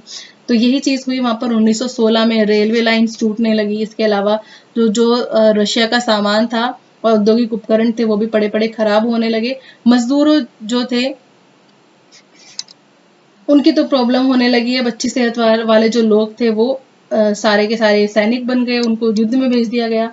तो अब क्या होने लगा, जो बचे कुछ उद्योग थे, जो कारीगर थे, वहां पर मजदूरों की कमी अब होने लगी, और इन सब चीजों का ही परिणाम निकला कि छोटी छोटी वर्कशॉप थी वो एकदम खत्म होने लगी, एकदम ठप हो गई। और ज्यादातर जो अनाज था वो यहाँ पर भेज दिया जाता था सैनिकों के लिए, तो फिर अनाज की कमी भी देखने को मिली। एक तो फसल बर्बाद वैसी हो रही है और अनाज वैसे ही नहीं है, तो लोगों ने क्या किया, 1916 के आसपास लोगों ने रोटी की दुकानों पर हमला करना भी शुरू कर दिया। तो विश्व युद्ध की वजह से इस तरीके से हालत खराब थी, हार का सामना बहुत जगहों पे करना पड़ रहा था, और काफी सारी चीजें जो थी वो रिस्पॉन्सिबल थी इस चीज को भड़काने के लिए। देखिए यहाँ पे मैं आपको बता देती हूँ, इस युद्ध में शुरू शुरू में रूसियों को काफी ज्यादा समर्थन मिला, लेकिन युद्ध इतना लंबा खिंच गया कि लोग काफी ज्यादा परेशान हो गए। सेंट पीटर्सबर्ग का नाम बदलकर अब पेट्रोग्राद रख दिया गया, क्योंकि ये जो सेंट पीटर्सबर्ग है ये जर्मन नेम था। ठीक है, 1914-16 के बीच में जर्मनी ऑस्ट्रेलिया में रूसी सेनाओं में का भारी पराजय का सामना करना पड़ा। 70 लाख लोग मारे गए 1917 में। और रूसी सेना जो है, क्योंकि पीछे हट रही थी और जितने भी फसलें थी उन सबको वो नष्ट कर रही थी, ताकि दुश्मन की सेना वहां न टिक सके। और इन सब के विनाश की वजह से रूस में कम से कम 30 लाख से ज्यादा लोग शरणार्थी हो गई। मैंने आपको, चलिए आगे बढ़ते हैं। हमने अभी तक क्या देखा कि किसान इस क्रांति में शामिल हुए, मतलब कुछ कारण बने जिसमें किसान आगे आए और उन्होंने अपनी जो कि उनके डिमांड से उसके बारे में बात की। इसके अलावा हमने बात की अब मजदूर भी इस क्रांति में जुड़ गए, क्योंकि मजदूरों के साथ भी गलत हो रहा था।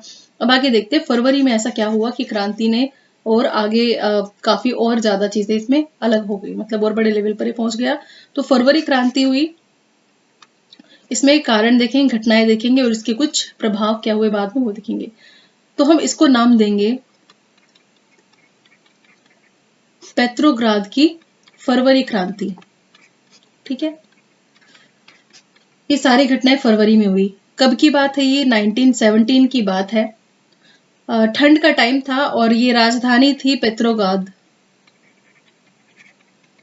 यहाँ पर हालात जो है बहुत खराब होने लगे, यहाँ पे हालात एकदम खराब होने लगे, क्योंकि बहुत सारी चीजें थी जिनमें अब काफी चेंजेस आने लगे थे। जैसे कि मजदूरों की हालत बताएं तो मजदूरों का जो इलाका था वो राजधानी में दाएं तरफ था, यहीं पे ही सारी फैक्ट्रीज थी। ठीक है, और ये कौन सी नदी किनारे था, नेवा नदी के किनारे। कौन सी नदी, नेवा नदी के किनारे, नेवा नदी। तो ये पूछा जा सकता है आपसे कि जो मजदूरों के क्वार्टर और कारखाने होते थे वो कौन सी नदी के किनारे थे और कौन से छोर पर थे राजधानी के। तो ये नेवा नदी के किनारे पर थे और दाएं एरिया में ही थे ये सारे। और जो बायां एरिया था, यानी लेफ्ट हैंड साइड जो चीज थी वो सारी की सारी फैशनेबल इमारतों की थी, मतलब एक तरीके से कह सकते हैं आप, यहीं पर ही ड्यूमा थी और जो महल वगैरह थे वो सब कुछ यहीं पर थे। ठीक है, तो मजदूरों का दाया छोर था और दूसरे लोगों का, बड़े लोगों का बायां छोर था, यहीं पर ही ड्यूमा थी। तो जो मजदूर थे फरवरी में उनकी हालत काफी खराब होने लगी। जो खाने पीने की चीजें हैं, खाद्य पदार्थ है, उनकी जो कमी, उनकी उसमें कमी आने लगी। मतलब आपको पता ही है वर्ल्ड वॉर का टाइम चल रहा था, काफी सारी चीजें हो रही थी, तो खाद्य पदार्थों की जो कीमतें हैं उनमें बढ़ोतरी हो गई और डिमांड सप्लाई वाली चीज है। ठीक है, कमी हो गई खाने की पीने की चीजों की, तो क्या हुआ, लोग जब खाने पीने की बेसिक चीज उनको नहीं मिलेगी तो वैसे ही गुस्सा आएगा। तो इस साल ठंड भी बहुत थी और कोहरा बर्फबारी भी बहुत ज्यादा थी। तो यहाँ पर लोग क्या चाह रहे थे कि जो सरकार है, जो ड्यूमा के जो मेंबर्स थे वो चाहते थे कि जो निर्वाचित सरकार है उसको जार भंग ना कर सके, क्योंकि हमने देखा था कि बार बार वो भंग किए जा रहा था। ठीक है, तो इसने क्या कहा कि इनका क्या मानना था कि जो ड्यूमा है, जो थर्ड टाइम यहाँ पर ड्यूमा बनी है, इसको हम बचा लें किसी तरीके से, तो जार जो इसको खत्म करना चाहता है वो बच जाए। तो 22 फरवरी का जो दिन था, उस दिन क्या हुआ, जितनी भी फैक्ट्री एरिया थे, वहां पर हड़ताल ऑर्गेनाइज की गई। ठीक है, दाएं तट पर जो फैक्ट्रीज थी वहां पर तालाबंदी घोषित कर दिया गया। यहाँ पर फैक्ट्रीज जो थी उनमें मजदूरों ने हड़ताल कर दी, ताला लगा दिया, और कम से कम 50 फैक्ट्री मजदूरों ने हड़ताल रख दी। इनको देखते देखते और फैक्ट्री के मजदूरों ने भी हड़ताल करनी शुरू कर दी, और फैक्ट्रियों पर भी ताला लगने लगा। ज्यादातर फैक्ट्रीज में जो हड़ताल का नेतृत्व है वो कौन कर रही थी, औरतें कर रही थी। और इसी दिन को बाद में अंतर्राष्ट्रीय महिला दिवस भी कहा गया। इसी दिन को बाद में अंतर्राष्ट्रीय महिला दिवस कहा गया। ठीक है, कौन से दिन को, 22 फरवरी को। फिर हम बात करते हैं आगे क्या हुआ। तो यहाँ पर जैसे कि आंदोलनकारी जो थे वो अब पूरे के पूरे माहौल में थे हड़ताल करने के, और वो अब राजधानी के बीचों बीच पहुंच गए। यानी राजधानी में बीचों बीच जगह है एक, क्या नाम है, नेविस्की प्रोस्पेक्ट। यहाँ पर वो सारे हड़ताल करने के लिए सारे आंदोलनकारी पहुंच गए, और पूरी की पूरी इमारतों को, जितने भी महल था, जितने भी इमारतें थी अच्छी, उन सबको चारों तरफ से घेर लिया, और पूरा का पूरा कर्फ्यू लग गया। और कौन पहुंचा यहाँ पर, यही सारे मजदूर जिन्होंने हड़ताल पर ये जो उतरे हुए थे। और 24 से 25 फरवरी की बात है, ये सब लोग जैसे यहाँ पर इकट्ठे हुए, जो सरकार ने क्या किया, इन सबकी निगरानी के लिए कि ये क्या एक्टिविटी कर रहे हैं, इस चीज को देखने के लिए सैनिक यहाँ पर तैनात कर दिए गए। ठीक है, यहाँ पर घुड़सवार सैनिकों को भेजा गया कि जाओ और यहाँ पर देखो कि एक्टिविटी क्या चल रही है, कोई बड़ा तो प्रोटेस्ट नहीं कर रहे हैं ये। अब बात आती है 24-25 तारीख में, 25 फरवरी की बात आती है। 25 फरवरी को क्या हुआ, ड्यूमा को बर्खास्त कर दिया गया। एग्जाम में पूछा जा सकता है क्वेश्चन कि ड्यूमा को बर्खास्त कब किया गया। फिर से ये बात होती है 25 फरवरी की, और उस दिन कौन सा दिन था, संडे था। ठीक है ना, रविवार। तो इसको बर्खास्त कर दिया गया, और जो भी पॉलिटिशियंस थे वो सपोर्ट नहीं कर रहे थे इस चीज का, लेकिन इनकी बात को माना नहीं गया। इसके बाद 26 तारीख को फिर से प्रदर्शनकारी जो थे, जो हड़ताल पर थे, ये सब बड़ी संख्या में कहाँ पहुंचे, फिर से इसी एरिया में आए, बाएं तट पर फिर से इकट्ठा होने लगे। और 27 तारीख को इन्होंने क्या किया, जो गवर्नमेंट ऑफिसेस थे उन पर क्या कर दिया, हमला बोल दिया। इन सब लोगों ने कहा कि आराम से हमारी बात तो सुनी जाएगी नहीं, कोई ध्यान दे ही नहीं रहा है। तो 27 तारीख को इन्होंने पुलिस जो मुख्यालय उन पर हमला बोल दिया, उनको तहस नहस वहां पर कर दिया। क्योंकि ये सब लोग क्या नारे लगाने लगे कि जो भी प्रॉब्लम्स थी इनको, जैसे कि खाने पीने के सामान की दिक्कत थी, इनके सैलरी नहीं मिल रही थी, काम के घंटे डिसाइड नहीं थे, इनका एक तरीके से इनको पूरी तरीके से एक्सप्लॉइट किया जा रहा था, इनके पास कोई डेमोक्रेटिक राइट्स नहीं थे। इन सब चीजों को लेकर ही नारेबाजी वहां पर कर रहे थे। ऐसे ही लोग जमा थे, नारेबाजी भी कर रहे थे और वहां पर इकट्ठे भी हो रखे थे। तो सरकार को लगा कि ये एक्टिविटी कुछ ज्यादा ही भड़क ना जाए, तो इन्होंने क्या किया, अपने जो सैनिक घुड़सवार थे इनको भेज दिया और बोला कि इनके ऊपर गोली चला दो। ठीक है, मतलब गोलीबारी इनके ऊपर शुरू कर दो।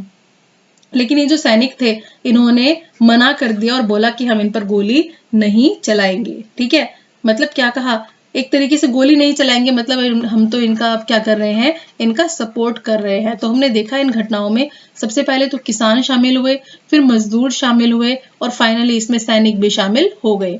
ठीक है, तो इन सैनिकों ने कहा हम बिल्कुल भी इन पर गोली नहीं चलाएंगे, क्योंकि हमारा भी अगली बार हमारा भी हश्र होगा और हमारी भी कोई बात नहीं सुनी जाएगी। तो इन्होंने फिर इन मजदूरों का ही सपोर्ट किया, और अपने ही एक रेजिमेंट है, ठीक है, अपने ही एक अफसर है उस पर ही इन्होंने गोली चला दी। अपनी रेजिमेंट के ही एक अफसर पर इन्होंने गोली चला दी, इस टुकड़ी ने उन पर ही। इसके अलावा 3 और भी थे रेजिमेंट, जहां पर भी जो सिपाही थे वो सारे बगावत पर उतर आए, और सबने क्या किया, हड़ताल का सपोर्ट किया। और वो भी हड़ताल, ये जो मजदूर लोग थे उनके साथ ही ये लोग भी जुड़ गए, मतलब सैनिक भी इनके साथ अब जुड़ गए। और इसी दिन क्या हुआ, फिर शाम के टाइम ये लोग, कौन, सिपाही और जो मजदूर थे हड़ताल करने वाले, ये लोग कहां पर, एक जगह पर इकट्ठे हुए, और उन्होंने किस चीज का गठन किया, सोवियत का, या फिर उसको कह सकते हैं परिषद का इन्होंने गठन किया। और ये लोग कहाँ इकट्ठे हुए थे, ये इमारत कौन सी थी, ये बिल्डिंग कौन सी थी जहां पर इकट्ठे हुए, जहां तक अभी तक ड्यूमा की बैठकें होती थी, इसी में ये सब लोग इकट्ठे हुए, और यहीं पर उन्होंने ये ऐतिहासिक डिसीजन लिया। और इसी को क्या कहा जाता है, पेट्रोग्राद सोवियत। ठीक है, पेट्रोग्राद सोवियत। पेट्रोग्राद सोवियत का मतलब होता है रूस के जो लोकल संगठन है, रूस के लोकल जो संगठन है, लोकल जो ऑर्गेनाइजेशन है। अपनी खुद की उनकी जो ऑर्गेनाइजेशन है उनको बोलते हैं सोवियत। तो ये सब लोग यहाँ पर कलेक्ट हुए, इकट्ठा हो गए। इसके बाद उन्होंने क्या हुआ, अब इकट्ठा तो हो गए, लेकिन रीजन क्या था, कुछ ऐसे डिमांड होंगे ना जिनको मनवानी होगी। तो अगले दिन ये लोग कहाँ गए, जार के पास मिलने गए। इन सब लोगों का एक ग्रुप जार के पास मिलने गया और अपनी डिमांड रखी। ठीक है, सैनिक कमांडर जो थे उन्होंने क्या बोला जार से कि एक काम करो, अपनी राजगद्दी छोड़ दो, क्योंकि अब हम लोग संविधान बनाने वाले हैं और तुम अब मतलब तुम्हारा टाइम जो अब खत्म हो चुका है, अब तुम यहाँ से निकलो, राजगद्दी छोड़ दो।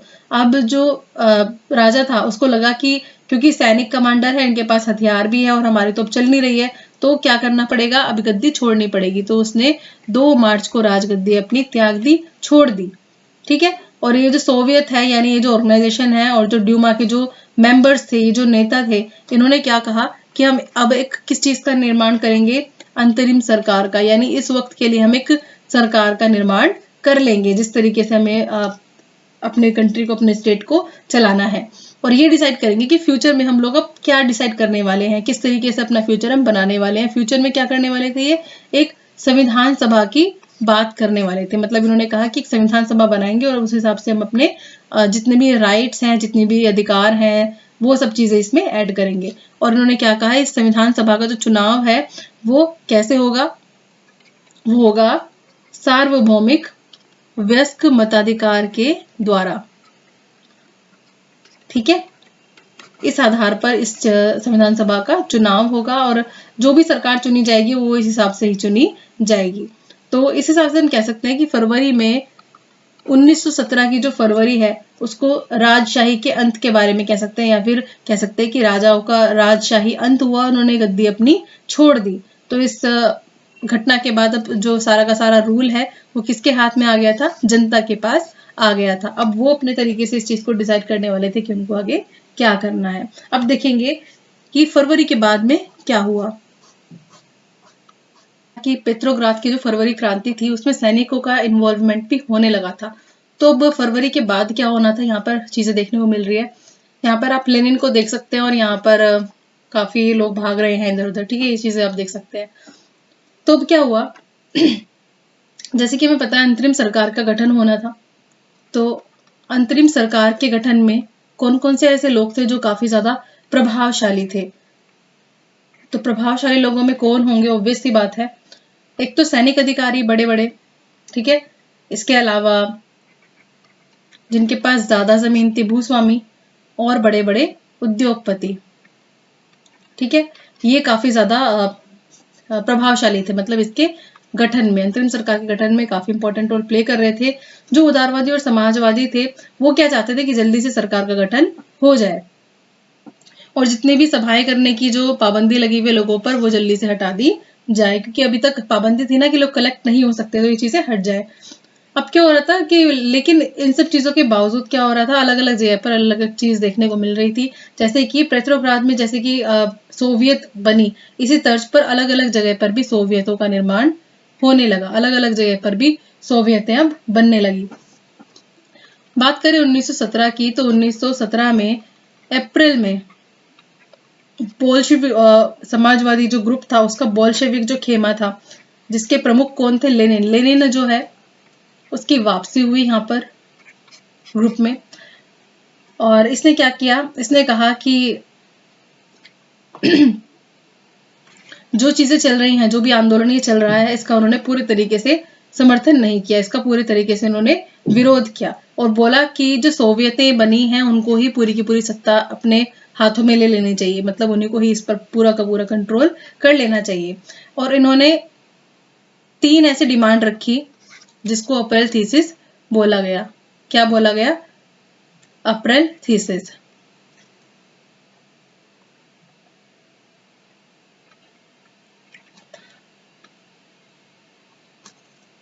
ठीक है, हम बात करते हैं अप्रैल थीसिस की। तो लेनिन ने 3 डिमांड रखी और क्या क्या थी, पहला तो है युद्ध, पहला तो चीज थी युद्ध समाप्त किया जाए। दूसरी थी सारी जो जमीन है वो किसानों के हवाले कर दी जाए, यानी किसानों को दे दी जाए। और तीसरी डिमांड क्या थी, बैंकों का क्या किया जाए, राष्ट्रीयकरण किया जाए। बैंकों का राष्ट्रीयकरण किया जाए। तो ये 3 जो डिमांड थी, इन डिमांड्स को ही अप्रैल थीसिस का नाम दिया गया। तो क्वेश्चन पूछा जा सकता है, काफी इंपॉर्टेंट है। अब क्योंकि ये सब चीजें तो हो ही रही थी, इसके अलावा कौन सी ऐसी बड़ी बड़ी चीजें होने वाली थी आगे फ्यूचर में जिसने इसका रुख और अलग तरीके से बदल दिया। तो क्योंकि अप्रैल थीसिस थी, रेडिकल्स ग्रुप भी था एक। तो रेडिकल ग्रुप की हमने बात की थी। रेडिकल जो ग्रुप था वो बिल्कुल अलग विचारधारा का था उदारवादियों से, ठीक है। तो इसलिए बोल्शेविक्स ने सोचा कि रेडिकल ग्रुप से हमें खुद को अलग करना है, इसलिए अपने ग्रुप का नाम, बोल्शेविक पार्टी का नाम लेनिन ने बदलकर क्या कर दिया, कम्युनिस्ट पार्टी। ताकि अब उसकी जो पार्टी है उसकी पहचान बिल्कुल अलग बनी रहे, इसलिए उसने अपनी पार्टी का नाम कम्युनिस्ट पार्टी रख दिया, ताकि वो रेडिकल्स से अलग बनी रहे, ठीक है। अपने जो उसके रेडिकल उद्देश्य थे उनको एक तरीके से पूरे तरीके से स्पष्ट करने के लिए उसने कहा कि मैं अब पूरे तरीके से अपने जो विचार हैं उनको रखना चाहता हूँ, और उन विचारों को एक पार्टी के माध्यम से रखा जा सकता था, तो उसने अपनी पार्टी का नाम बोल्शेविक से हटा के कम्युनिस्ट पार्टी फिर रख दिया, ठीक है। ज्यादातर लोग जो थे वो अप्रैल थीसिस वाले जो उसकी जो डिमांड्स थी, ये जो इसकी मांगे थी, इन सब चीजों से बहुत ज्यादा सरप्राइज हुए थे, क्योंकि उनको लग रहा था कि ये जो चीजें कहीं की जा रही है, समाजवादी जो आंदोलन चलाने की बात की जा रही है, उसके लिए भी सही टाइम नहीं है। अभी जो सरकार का नई सरकार का गठन हुआ है, अभी उसको उसी तरीके से ही चलते रहना चाहिए। अभी और किसी क्रांति की फिलहाल जरूरत नहीं है। लेकिन घटनाएं और घटित होने वाली थी कुछ और टाइम में, जैसे कि मजदूर जो आंदोलन था वो आने वाले टाइम में और ज्यादा फैल गया। मजदूर आंदोलन किस लिए फैलना था, क्योंकि औद्योगिक जो इलाके थे वहां पर फैक्ट्री के कुछ रूल्स एंड रेगुलेशंस ठीक से काम तो कर नहीं रहे थे, तो वहां पर बहुत सारी कमेटियां बनने लगी, ठीक है। और ये जो मजदूर है ये अपनी फैक्ट्रियों के तौर तरीके, जो नियम कानून है उनको बदलने की मांग करने लगे। मतलब जो चीजें चल रही हैं वो उससे खुश तो थे ही नहीं, जो भी काम करने घंटे थे, तनख्वाह थी, तो वो फिर से क्या हुआ, कमेटीज जो एक्टिव हो गई। ट्रेड यूनियन जो है उनकी तादाद तब बढ़ने लगी थी, ठीक है। इसके अलावा सिपाही आंदोलन भी एक तरीके से बन गया था। जो सिपाही थे उन्होंने भी अपनी खुद की समितियां बनानी शुरू कर दी थी, ठीक है। क्योंकि एक ग्रुप जब वीक होता है तो दूसरा ग्रुप फिर अपने आप ही स्ट्रॉन्ग होने लगता है, ठीक है। तो ट्रेड यूनियन बनने लगी, सिपाही अपनी समिति बनाने लगे। अब बात करते हैं हम अखिल रूसी सोवियत कांग्रेस, ठीक है। ये बात है जून की। जून में लगभग 500 सोवियतें थी जिन्होंने अखिल रूसी सोवियत कांग्रेस में अपने प्रतिनिधि भेजे, यानी इस सरकार में अपने प्रतिनिधि भेजे। जैसे जैसे जो अंतरिम गवर्नमेंट है, ये सरकार है जो कमजोर पड़ने लगी, तो दूसरे पक्ष में बोल्शेविक जो थे, यानी लेनिन वाला जो ग्रुप था, उसका जो प्रभाव है वो ज्यादा बढ़ने लगा, ठीक है, एक्टिविटीज में। तो ये जो लोगों में असंतोष था, यानी लोग मजदूर जो थे वो काफी सख्त थे चीजों को लेके, और आंदोलन करने के उसमें भी थे, आंदोलनकारी बन रहे थे। सरकार ने सोचा कि कुछ चीजें की जा सकती हैं, तो उन्होंने मजदूरों के नेताओं को फिर क्या किया, गिरफ्तार करना शुरू किया। उन्होंने सबसे पहले सोचा कि जो एक्टिविटीज हैं इनको ही पहले रोका जाए, जो आंदोलन चल रहे हैं, आंदोलनकारियों की जो एक्टिविटीज है पहले इन्हीं पर रोक लगाई जाए। तो सबसे पहले मजदूरों के जो संगठन के जो नेता थे, सबसे पहले उन्हीं को गिरफ्तार करना शुरू किया गया। इसके अलावा जो बोल्शेविक्स थे उन्होंने बड़े बड़े अपने प्रदर्शन किए, और जो सरकार की ये जो चीजें हैं इनका दमन करना शुरू किया, और बहुत सारे बोल्शेविक्स जो थे उनको अरेस्ट भी किया गया, ठीक है, उनको भागना भी पड़ा वहां से। और दूसरी तरफ हम बात करेंगे गांव की, तो गांव में जो किसान थे वो काफी ज्यादा एक्टिव दिख रहे थे, ठीक है। और समाजवादी एक्टिविटी, समाजवादी जो विचारधारा है उन पर काफी ज्यादा अच्छे तरीके से हावी थी, तो इसलिए वो क्या कर रहे थे, भूमि के अपने जो जमीन है उसके पुनर्वितरण की वो बात कर रहे थे, यानी उनको दोबारा से बांटा जाए। तो जुलाई से लेकर के सितंबर के बीच में यही एक्टिविटीज हुई। बहुत सारे किसान थे जिन्होंने बड़े बड़े जो जमींदार थे उनकी जमीनों के ऊपर कब्जा कर लिया, ठीक है। ये सारी एक्टिविटीज उस वक्त होने लगी। नेक्स्ट देखते हैं क्रांति में हम क्या देखेंगे कि अंतरिम सरकार और बोल्शेविक्स के बीच में अब जो टकराव की स्थिति देखने को मिलने लगी, ठीक है। और जो अंतरिम सरकार थी उसको उसने बोला कि जो लेनिन है वो क्या होता जा रहा है, वो तानाशाही होता जा रहा है। एक तरीके से उसने बताना शुरू किया सरकार ने कि जो लेनिन है वो तानाशाही रूप लेता जा रहा है, इसलिए उसकी एक्टिविटीज को, उसके जो चीज है उसको, विद्रोह को रोकने की जरूरत है। तो उसके खिलाफ फिर दमन कर दिया। एक तरीके सरकार ने उसके दमन के लिए एक्टिविटीज चलानी शुरू कर दी। ठीक है, फरवरी 1917 में राजशाही के पतन और 1917 से में ही अक्टूबर की मिश्रित घटनाओं को अक्टूबर क्रांति कहा जाता है। 24 अक्टूबर 1917 का विद्रोह शुरू हो गया था और शाम ढलते ढलते पेट्रोग्राद शहर बोल्शेविकों के नियंत्रण में आ गया। इसी को ही पूरे तरीके से अक्टूबर क्रांति कहा गया। ठीक है, क्या हुआ था 24 अक्टूबर, ठीक है, 24 अक्टूबर में क्या था, प्रधानमंत्री, आपको ये चीज एग्जाम में पूछी जा सकती है कि पीएम कौन था इस वक्त, केरेंस्की। ठीक है, तो केरेंस्की की कुछ आशंका हुई, इसने क्या किया, इसने कहा कि शहर से बाहर एक टुकड़ी को, उसने सैनिक टुकड़ी को भेज दिया। ठीक है, तो सुबह सुबह के टाइम ही जो भी सैनिक थे उन्होंने क्या किया, अब क्या एक्टिविटी शुरू होने लगी कि बोल्शेविक्स जो थे वो सरकार के जो इमारतें हैं, बिल्डिंग्स हैं, उन पर घेराव करने लगे और जो सरकार है वो सरकार बोल्शेविक्स की जो जगह है, जहां पर उनके जो अड्डे थे या फिर कह सकते हैं उनके जो जगह थी जहां पर वो काम करते थे, उनको घेरना शुरू कर दिया। तो केरेंस्की ने अपनी टुकड़ियां भेजी और 2 बोल्शेविक अखबारों के जो दफ्तर है उनको उन्होंने घेर लिया। इसके बाद पूरे के पूरे टेलीफोन पर, टेलीग्राफ, इन सब ऑफिस पर भी अपना कंट्रोल इन्होंने कर लिया। इसके अलावा विंटर पैलेस के लिए, किसको, विंटर पैलेस को कोई खतरा ना हो इसके लिए सरकार ने क्या किया, सैनिकों को पहले से वहां पर भेज दिया उसकी सुरक्षा के लिए। ठीक है, इसके अलावा जो बोल्शेविक्स थे उन्होंने क्या किया, अपनी एक्टिविटीज के थ्रू और ज्यादा समर्थकों को अपने साथ इकट्ठा किया और सरकारी कार्यालयों के ऊपर क्या किया, हमला करना उन्होंने शुरू किया। ठीक है, काफी सारे मंत्रियों को उन्होंने गिरफ्तार भी कर लिया। और इसी दिन एक चीज और हुई, ये नाम इंपॉर्टेंट है, औरोरा नामक क्या था, एक युद्धपोत, इसने विंटर पैलेस पर बमबारी शुरू की। ठीक है, और जो दूसरे युद्धपोत थे वो भी नेवा नदी की हमने बात की थी, तो नेवा नदी के थ्रू वो भी आगे बढ़ने लगे। ठीक है, और सैनिक ठिकानों पे, मतलब अब क्या होगा, अब ये जो भिड़ंत है ये बड़े लेवल पे पहुंच गई। सैनिक ठिकाने थे उसको अपने कंट्रोल में ले लिया इन्होंने और शाम होते होते चीजें सुबह से शुरू हुई और शाम होते होते क्रांतिकारी जो समिति है वो सब कुछ उनके नियंत्रण में आ चुका था। क्रांतिकारी समिति के ये सारे ऑफिस वगैरह सब कुछ उन्होंने अपने नियंत्रण में, अपने कंट्रोल में ले लिए और जब वहां के जो मंत्री थे उन्होंने क्या कर दिया, आत्मसमर्पण कर दिया, यानी सरेंडर कर दिया। ठीक है, पेट्रोग्राद में रूसी सोवियत कांग्रेस की बैठक हुई। ठीक है, जिसमें क्या कहा गया, बोल्शेविक्स जो थे उन्होंने जो एक्टिविटीज की थी उसका समर्थन किया गया। ठीक है, अब क्या हुआ, ये चीज तो थी, पेट्रोग्राद की बात कर रहे थे हम।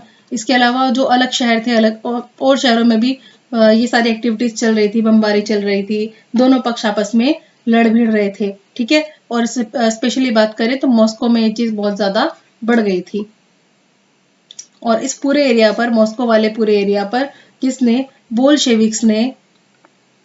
बोल्शेविकों ने अपना पूरा का पूरा कंट्रोल यहाँ पर कर लिया था। ठीक है, तो हमने देखा किस तरीके से अंतरिम सरकार के गठन के बाद लेनिन का प्रभाव अब बढ़ने लगा और अंतरिम सरकार और बोल्शेविक जो ग्रुप है उनके बीच में काफी ज्यादा कॉन्फ्लिक्ट्स अब देखने को मिल रहे हैं।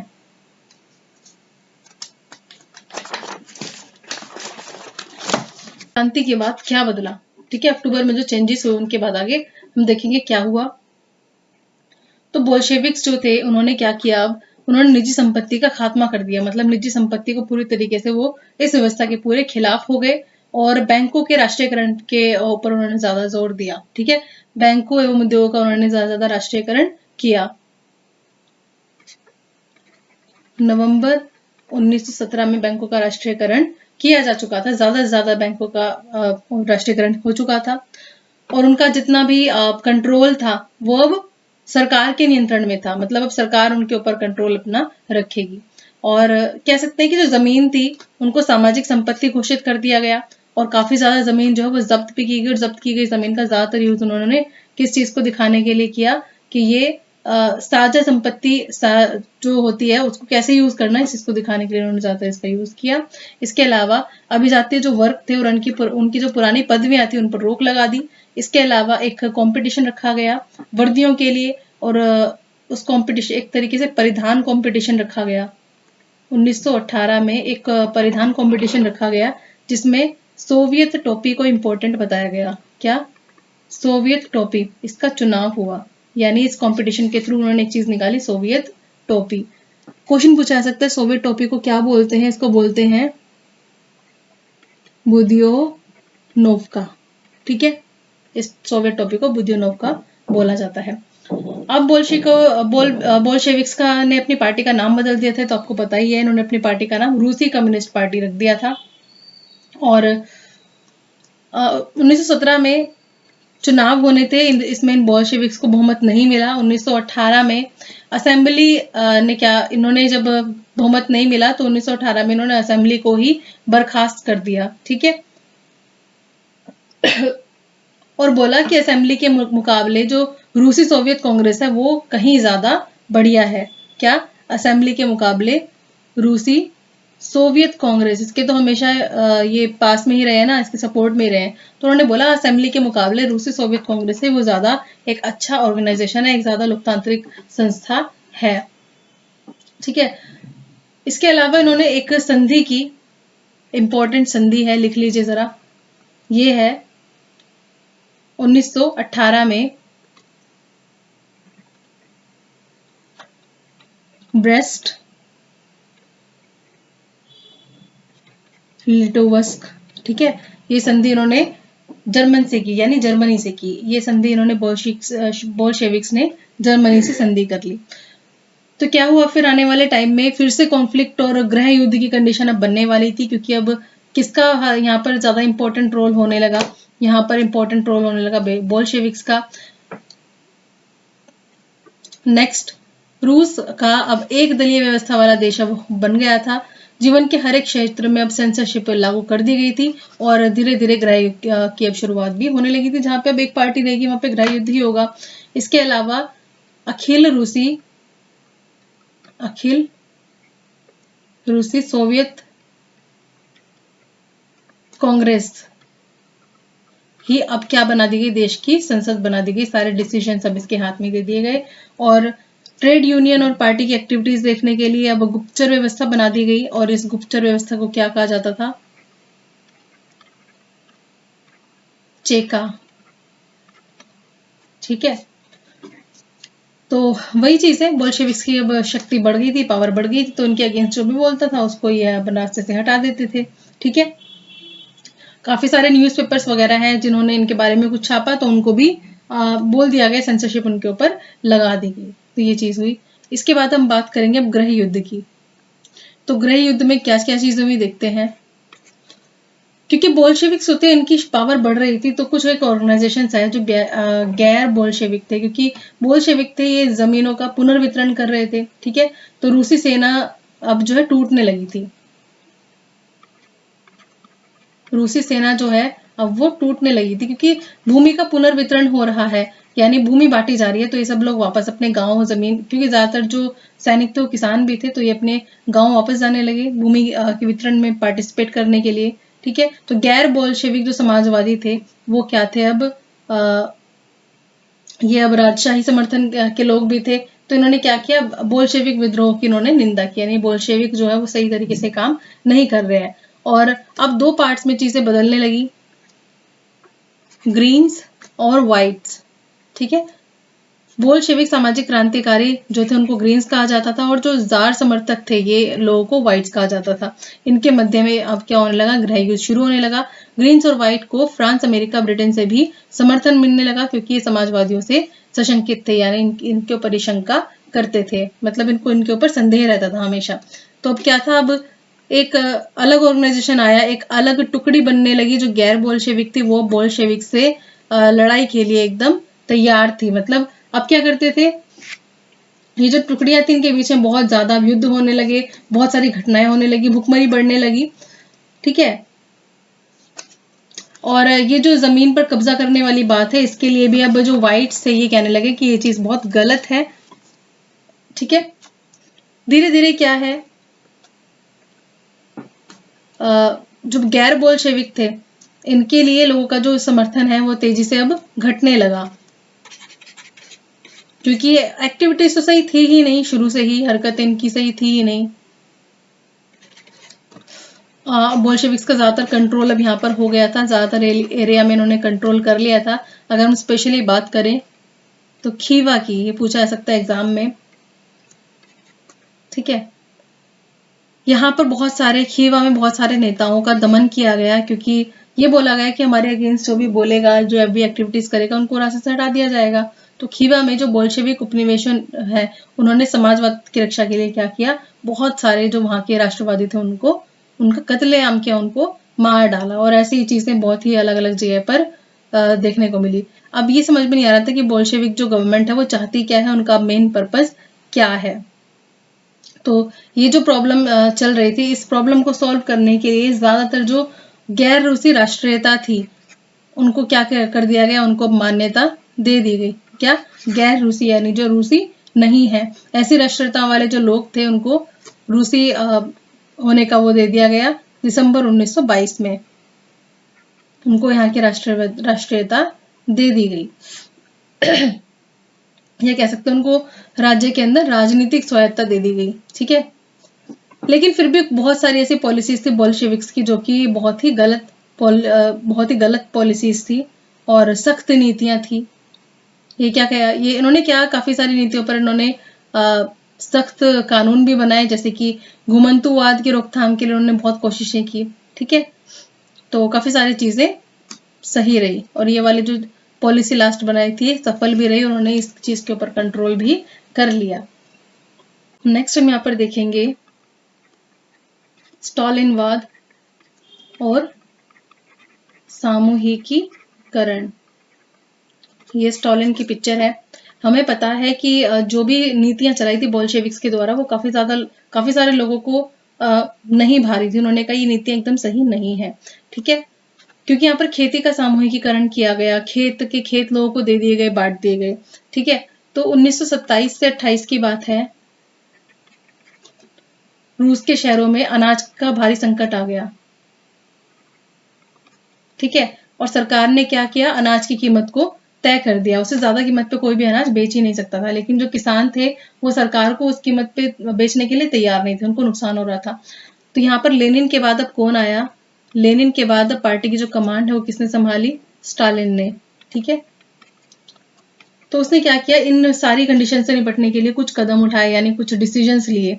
और उसे लगता था कि जो अमीर किसान है वो यहाँ पर कहीं ना कहीं प्रॉब्लम ये हो रही है, कीमतें बढ़ रही है, काला बाजारी बढ़ रही है, सट्टेबाजी बढ़ रही है, इन सब चीजों पे अंकुश लगाना जरूरी है, यानी इन सब चीजों को कंट्रोल करना बहुत ज्यादा जरूरी है। तो उसने कुछ एक ऑर्गेनाइजेशंस बनाई जो कि छापे मारने का जिन्होंने काम किया। उन्होंने ये पता लगाया कि कहाँ पर जो अनाज है वो जब्त किया हुआ है, तो उनको वहां से निकलवाया, ठीक है। और 1928 में इसने दौरा भी किया कई सारी जगहों का जहाँ पे, और कुछ एक किसान थे जहाँ से जबरदस्ती अनाज खरीदा जा रहा था, उन कुलकों को भी देखा। कुलक कौन होते थे, रूस के जो संपन्न किसान हैं उनको कुलक कहा जाता था, ठीक है। तो जब इसके बाद भी अनाज की कमी बनी रही, यानी इन सब चीजों को करने के बाद भी अनाज की प्रॉब्लम सॉल्व नहीं हुई, तो फिर क्या किया गया, खेतों का बड़े पैमाने पर सामूहिकीकरण किया गया। ये डिसीजन लिया गया स्टालिन द्वारा। और इसके लिए उन्होंने पीछे तर्क ये दिया कि जो अनाज की कमी है वो इसलिए क्योंकि खेत जो है बहुत छोटे हैं, जिनके ऊपर खेती ठीक से नहीं हो पाती है, ठीक है। तो 1917 के बाद जो किसान है उनको ये जमीन उनकी दे दी गई, खेत सौंप दिए गए, और सामूहिकीकरण के थ्रू उन्होंने बोला कि अनाज उगाया जाएगा और आधुनिक खेत विकसित किए जाएंगे, उनपे मशीन्स का यूज किया जाएगा, मशीनों से काम होगा। और सबसे बड़ी बात थी, उन्होंने कहा कि औद्योगिक खेती की जाएगी और किसका सफाया किया जाएगा, इन कुलकों का, यानी संपन्न किसान जो कि चीजों को प्रॉब्लम को बढ़ा देते हैं, ठीक है।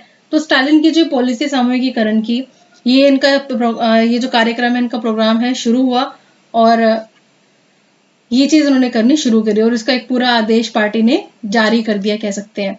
तो सामूहिक भूमि दी जा रही थी और ये जो मुनाफा होता था ये सभी किसानों के बीच में बांट दिया जाता था। सामूहिक खेतों पर जो काम करते थे उनके बीच में फिर जो फाइनली मुनाफा होता था वो सभी किसानों को बीच में बांट दिया जाता, जिससे कहते कुछ जो किसान हैं उनको गुस्सा आ गया और उन्होंने कहा कि हम इन जमीनों पे खेती नहीं करेंगे। और वो सरकार की इस नीति का क्या करने लगे, विरोध करने लगे। तो उन्होंने क्या किया, 1929 से लेकर 1931 के बीच में अपने जानवरों को ही मारना शुरू कर दिया। तो इनकी संख्या जो है बहुत ज्यादा कम हो गई और सामूहिकीकरण की जो नीति थी इसका विरोध इन लोगों ने बहुत सख्ती से किया और इसका विरोध करने वालों को फिर सख्ती से सजा भी सुनाई गई। ठीक है, लोगों को कंट्री से बाहर ही भेज दिया गया, जेल में डाल दिया गया। ठीक है, समाजवाद का विरोधी कहा गया, बहुत सारी ऐसी चीज थी।